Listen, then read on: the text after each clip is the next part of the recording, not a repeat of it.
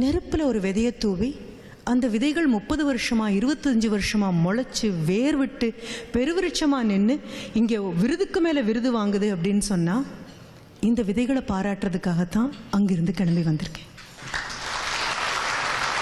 You are all seeds sown in fire. உங்களுக்கு மிக பரிச்சயமான விஷயம்தான் இந்த வனங்கள்லையும் காடுகள்லையும் ஏற்படக்கூடிய தீ. எல்லா விதையும் முளைக்கும். ஆனால் இந்த ஓக் மரம் அப்படின்னு சொல்லக்கூடிய இந்த ஓக் மரத்தினுடைய விதைகளான எக்கான்ஸ் அப்படின்னு சொல்லக்கூடிய இந்த விதைகள் ரொம்ப கடினமான தோலால் ஆயிருக்குமா. வனத்தில் தீ வரும்பொழுது தான் தீயினுடைய வெப்பம் தாங்காமல் அது வெடிக்குமா. அதற்கப்புறம் பெருமழை வரும்பொழுது அது வளருமா. நேற்று பெஞ்ச மழையில் இன்றைக்கி முளைக்கிறதெல்லாம் வெறும் காளான் மட்டும்தான். நெருப்பில் தூவி விதை விட்டு விருட்சமாக நிற்கக்கூடிய அந்த பெரிய மரங்கள் எல்லாமே 100 வருடங்களும் 150 வருடங்களும் 200 வருடங்களும் பார்க்க போகிற மரங்கள். அந்த மரங்களை தேடி அதனுடைய நிழல் தேடி நான் வந்திருக்கேன். உங்களை பனி பெய்யக்கூடிய இந்த இரட்டில் ஒரு வாகனங்கள்லாம் ஒரு வசப்பட்டு நிற்கும் பொழுது ஒரு அரெஸ்டட் ஆடியன்ஸை நான் சத்தியமாக பார்க்கவே இல்லை. வேண்டி விரும்பி தான் வந்திருக்கோம் கேட்கறதுக்காக. உங்களை ஊக்குவிக்கணும் அப்படின்னு சொன்னால் ரொம்ப எனக்கு ஒரு சிரிப்பு வந்த விஷயமாகவே இருந்தது. ஊக்கத்தை எப்படி ஊக்குவிக்கிறது அப்படிங்கிறது எனக்கு புரியாத விஷயம். இங்கே இருக்கிற உங்ககிட்டேருந்து கொஞ்சம் கடன் வாங்கிட்டு நான் கோயம்புத்தூருக்கு எடுத்துகிட்டு போகலாமே தவிர அங்கிருந்து என்ன மூட்டை கட்டிட்டு வந்து உங்களை ஊக்குவிக்க முடியும்? பகிர்ந்து கொள்ளலாம் என்னுடைய அனுபவங்களையும் உங்களுடைய அனுபவங்களையும். அடுத்தது உங்களுக்கு இன்னொரு கேள்வி வரும். வளரும் நாடாக கருதப்படக்கூடிய ஒரு இந்தியாவிலிருந்து வந்த ஒரு நபர் வளர்ந்த நாடாகிய கனடாவில் இருக்கக்கூடிய எங்களுக்கு என்ன கொடுத்து விட முடியும்? என்னது கொடுக்க முடியும்? வளரும் நாடாகிய நாங்கள் வளர்ந்துவிட்ட நாடாகிய உங்ககிட்ட இருக்கக்கூடிய அந்த ஒற்றை உறவு முறையான தமிழன் அப்படிங்கிறத எடுத்து பார்க்கும்பொழுது குடும்ப அளவிலையும் சமுதாய அளவிலையும் வர்த்தக ரீதியாகவும் பல விஷயங்களில் நம்ம விலகி நின்னாலும் அந்த ஒற்றை மொழி நம்ம 2 பேரையும் இடையில உயிராக ஊடாடிட்டுருக்கு. அப்போ எங்கிருந்தோ வந்த நான் சொல்ல வேண்டிய அந்த விஷயம் இந்த மேடையிலிருந்து நான் நன்றி சில பேருக்கு சொல்லிட்டு தான் தொடங்க முடியும். நன்றிங்கிற வார்த்தையை உருவாக்கி கொடுத்த தமிழனுக்கு நன்றி. இதை விட இன்னொரு அழகான வார்த்தையும் உருவாக்கி கொடுத்துருக்கலாம். என்ன அவசரமோ தெரியல, 3 எழுத்துக்குள்ளே என்னோடது முடிஞ்சு போய்டுன்னு நினச்சேன். இந்த மேடையில் நான் வந்து நிற்கணும் அப்படின்னு சொன்னால் என்னுடைய தாயார், அவளுடைய தாயார், பக்கத்து வீட்டு பெண்மணி, அடுத்த வீட்டு பெண்மணி, மூதாதையர்கள், எத்தனையோ கோடி பெண்கள் நான் வந்திருக்கக்கூடிய வழி பூரா கிடந்த கல்லையும் முள்ளையும் எடுத்து வழியை செப்பனிட்ட ஒற்றை காரணத்தினால்தான் நான் நிற்கிறேன்.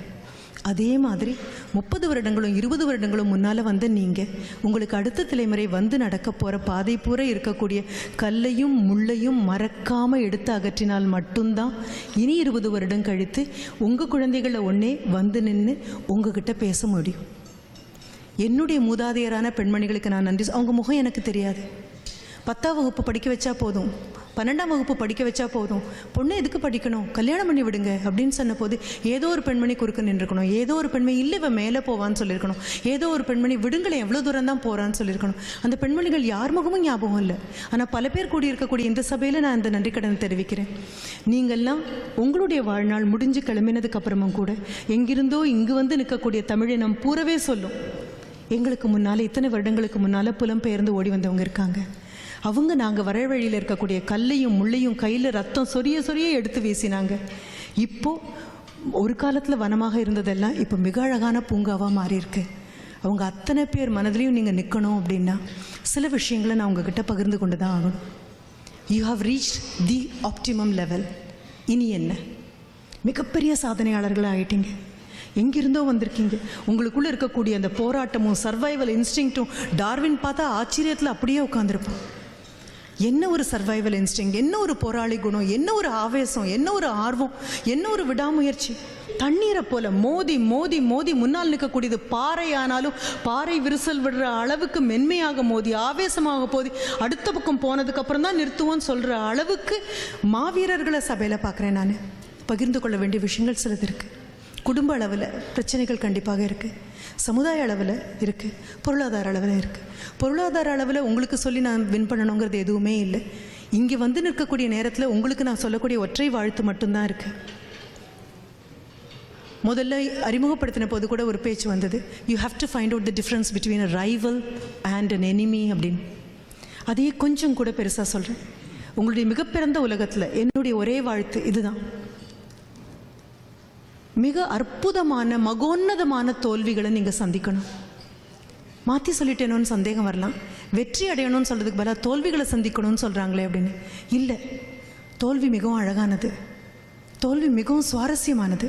தோல்வி சொல்லிக் கொடுக்கக்கூடிய பாடங்கள் நிரந்தரமானவை. தோல்வி மாதிரி வெற்றிக்கு பாடம் சொல்லிக் கொடுக்க தெரியாது. வெற்றி போதை தரும், வெற்றி கிளுகிழுப்பு தரும், வெற்றி கிளர்ச்சி ஓட்டும், வெற்றி காலை வழுக்கி விட்டுடும். பயம். தோல்வி ரொம்ப பெரியது.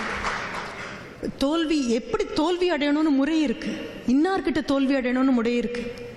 அந்த தோல்வி உங்களுடைய தோல்விகள் அற்புதமான தோல்விகளாக இருக்கணும். போராடி தோக்கணும், உட்கார்ந்து தோக்கக்கூடாது, ஓடி ஓடி தோக்கணும்.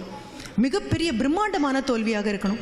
என்னுடைய மாணவன்கிட்ட நான் சிரிச்சுட்டே சொல்வேன், முயல் வேட்டைக்கு போய் ஜெயிக்கிறத விட யானை வேட்டைக்கு போய் தோத்துட்டு வாடான்னு சொல்வேன். எதை துரத்துறோங்கிறது முக்கியம், எதற்காக துரத்துறோங்கிற முக்கியம். இழந்தோமா வென்றோமாங்கிற வித்தியாசம் இல்லாமல் முடிந்ததுக்கப்புறம் கையில் கப்பை கிடைக்க அந்த கோப்பை கிடைக்காட்டா கூட அது முடிந்ததற்கப்புறம் மனதுக்குள்ள ஒரு திருப்தி. I have given my best. யாராவது you have done your best நான் சிரிச்சுட்டே சொல்வேன். I would like to better my best. அவ்வளவுதான். இன்னைக்கு பெஸ்ட்டு, நாளைக்கு அதை பெட்டர் பண்ண முடியும். உங்களுடைய தோல்விகள் பெரிதாக இருக்கணும். உங்களுடைய ரைவல் அப்படின்னு உங்கள் கூட வரக்கூடிய நபர்கள் மிக மகோன்னதமாக இருக்கணும். அது என்னுடைய ஆசையாகவே இருக்கட்டும், என்னுடைய வாழ்த்தாகவே இருக்கட்டும். யாரை எதிர்த்து நீங்கள் போராடுறீங்களோ அவங்க பெரிய ஆளாக இருக்கணும். பல நேரங்கள் எனக்கு ராவணனை நினச்சி கூட ஒரு சந்தோஷம் உண்டு. என்ன அப்படின்னா, எவ்வளோ ஒரு மகா பெரிய தலைவனாகவும் எவ்வளோ ஒரு மாவீரனுமாக இருக்கணும்னா படைத்தவனே அவதாரம் எடுத்து அவனை கொல்றதுக்கு வரணும். எவ்வளோ பெரிய வீரமாக அது இருந்திருக்கணும். ஒரு முறை யோசிச்சு பாருங்களேன். நான் குரூப் டிஸ்கஷன் சாஃப்ட் ஸ்கில்ஸ் சொல்லிக் கொடுக்கும்போது குரூப் டிஸ்கஷன் அப்போல்லாம் சொல்லுவேன், ராவணனா பிறந்தா ரொம்ப வசதி. குழந்தைங்க ரொம்ப ஆச்சரியமாக நிமிந்து பார்ப்பாங்க. குரூப் டிஸ்கஷனுக்கு யாரையும் கூப்பிடவே வேண்டாம், 10 தலையும் பேசினாலே போதும். ஆனால் அந்த 10 தலை அப்படிங்கிறது எவ்வளோ பெரிய விஷயம். பார்வை எவ்வளோ விசாலமானது, எவ்வளோ மகோன்னதமான ஒரு எதிரியாக இருக்கணும். ஆக நமக்கு கிடைக்கக்கூடிய எதிரிகள் எல்லாம் நல்ல எதிரிகளாக இருக்கட்டும். அன்றாட பிரார்த்தனையாக ஆண்டவங்கிட்ட கேட்க வேண்டியது ஒன்றே ஒன்று தான், God please take in giving me the best of best rivals. தேர்ந்தெடுத்து கொடுப்பா. ஏதோ போகிற வரவனெல்லாம் எதிரி ஆக்காதேம்மா, நிதானமாக பார்த்து பார்த்து எனக்குன்னு ஒரு எதிரியை உருவாக்கி கொடு தெய்வமே. என்ன காரணம் தெரியுமா? குமிஞ்சு குட்டுறதுல சுவாரஸ்யமே கிடையாது. எம்பி குட்டணும், எம்பி குட்டணும். என்னை விட என் எதிரி 1/2 இன்ச் உயரமாக இருந்தால் அவனை விட 1/2 இன்ச் மேலே போகிற சௌகரியம் ரொம்ப அழகாக இருக்கும். குமிஞ்சு குட்டுறதுல என்ன சுவாரஸ்யம் இருக்குது? உங்களுடைய எதிரிகள் நல்ல எதிரிகளாக வாய்க்க கிடவுது. உங்களுக்குள்ளே இருக்கக்கூடிய நல்ல எண்ணங்கள் எல்லாம் கொண்டு வரக்கூடிய ஒரு எதிரியாக வாய்க்க கிடவுது. சரி, என் முதுகு பின்னால் யாராவது 2 பேர் பேசுகிறாங்க, அப்போ கூட சந்தோஷப்படுங்க. முதுகு பின்னால் தானே பேசுகிறாங்க, அவங்களோட இன்னும் 2 அடி முன்னால் தானே இருக்கீங்க. 2 அடி முன்னால் இருக்க போக தானே முதுகு பின்னால் பேசிகிட்டு இருக்காங்க. இல்லைன்னா நம்ம முன்னால் இல்லை பேசுவாங்க. ஒவ்வொன்றுலையும் சந்தோஷம்தான் இருக்கு. நான் வேறு யாராவுமே உங்களை பார்க்கல. ஆனால் இப்படியே எப்பொழுதும் நெகட்டிவாக எதுவுமே பார்க்காம பாசிட்டிவாக பார்க்குறோம், எல்லாமே நல்ல விதமாகவே பார்க்குறோம் அப்படின்னா அதில் கூட ஒரு பொய் இருக்குது. அந்த பொய்யை நான் சொல்லவே வரல. என் கண் முன்னால் இருக்கிறது பிரச்சனைனா ஏற்றுக்கொள்வோம். ஆமாம், இது பிரச்சனை. எனக்கு உடம்பு சரியில்லையா? ஆமாம், எனக்கு உடம்பு சரியில்லை.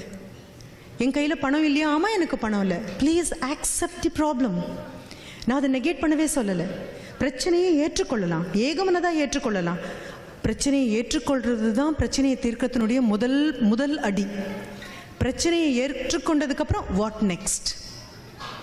இப்படி பார்த்தோம் அப்படின்னா பிரச்சனைகளை சுலபமாக நம்மளால் அட்டாக் பண்ண முடியும், தாக்க முடியும். என்னுடைய மகன் ஜப்பானில் இருந்துட்டு வந்த போது ரொம்ப சுவாரஸ்யமான ஒரு விஷயத்தை என்கிட்ட சொன்னான். ஜாப்பனீஸ்க்கு ஒரு தனி குணம் இருக்குமா? என்ன? ஏதாவது ஒரு பிரச்சனை வந்தது அப்படின்னு சொன்னால் அந்த மேனேஜர் அப்படி கையெல்லாம் அப்படி ஃபோல்டு பண்ணிவிட்டு ஸ்லீவெல்லாம் ஃபோல்டு பண்ணிவிட்டு ரொம்ப சந்தோஷமாக கூப்பிடுவாராம். வாங்க வாங்க வாங்க வாங்க, ஒரு பிரச்சனை வந்திருக்கு அப்படின்னு. நினச்சேன், என்ன ஒரு ஆரோக்கியமான எண்ணம். வாங்க வாங்க எல்லாம் ஓடி வாங்க, ஒரு பிரச்சனை வந்திருக்கு. பிரச்சனையே இல்லாமல் காலையில் ஆஃபீஸுக்கு போயிட்டு திரும்பி வந்து நாமளே பிரச்சனையாக திரும்பி வந்தோன்னா அது எவ்வளோ ஒரு கொடுமை. ப்ராப்ளம்ஸ் வரணும், அழகழகான ப்ராப்ளம்ஸ் வரணும். அது ஏன்னா ப்ராப்ளம் வந்தால் மட்டும்தான் அந்த தீர்க்கக்கூடிய பக்குவம் வரும். நல்ல ஆரோக்கியமான பிரச்சனைகளை நீங்கள் சந்திக்க கடவுது. சரி, வாழ்த்தியாச்சு. சமுதாய லெவலில் you all have come up, மேலே வந்துட்டோம். சொல்லப்போனால் இப்போ சந்தோஷமாக வெளியில் இருக்கக்கூடிய பனி விழுறது கூட தெரியாமல் உட்காந்து சாப்பிடக்கூடியது. இன்றைய பொழுது ஆண்டவன் நல்ல பேனாவால் எழுதியிருக்கான். பாதி எழுதும்போது இங்கு தீந்து போகாமல் பாதி எழுதும்போது உடைஞ்சு போகாமல் முழுவதும் திருத்தமாக அழகாக எழுதுகிற மாதிரி ஒரு நல்ல ஒரு பேனால ஆண்டவன் நம்ம எல்லாருக்கும் இன்றைக்கி தலையெழுத்து மிக அழகாக எழுதியிருக்கான். நல்ல உணவு, குட் டைஜஷன், எல்லா வாழ்த்துக்களும். இந்த வீடியோ பிடிச்சிருந்தா லைக் பண்ணுங்கள், ஷேர் பண்ணுங்கள், சப்ஸ்கிரைப் பண்ணுங்கள். அப்போ அப்படியே பக்கத்தில் இருக்க பெல் பட்டனை ப்ரெஸ் பண்ணுங்கள். தேங்க்யூ.